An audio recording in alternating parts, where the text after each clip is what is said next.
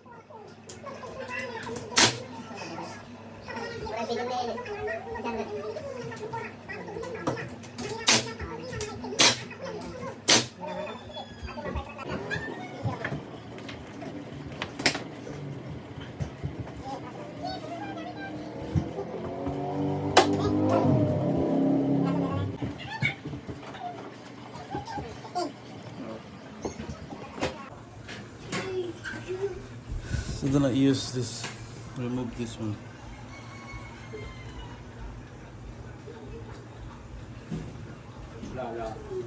That's what it looks like.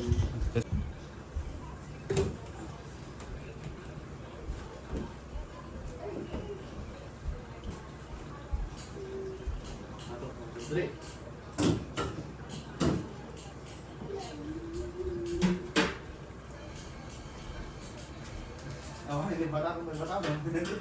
Kaya po Ha? Mabalin naman na yan, the details naman. Kabalin, ingat kasi taglat. Kabalin. Lagi hindi pinakalas at buhay na nakapasita TV na. Review namin ni Kalani dito. Tatano masangunan to, nangunobran na. So it's the tilt up and down.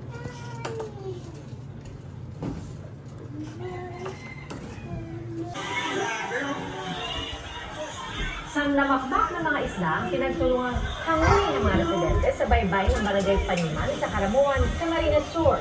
Napadpan doon ang sawag-sari mga isda tulad ng espada, sapsap, talakitok at matambaka. Ang uploader ay tinuturing nilang biyaya mula sa Tilt dagat up and ang mga down. isda na Right now kanilang it's good. Bukod kasi sa pagkain, dagdag This is kita the rin 75 dahil inches. pwede maibenta ang kanilang huli. Mahigit 10 milyong pisong halaga ng iligal na droga ang nasabat mula sa tatlong 75. naarestong Nigerian national sa Bacoor, Cavite.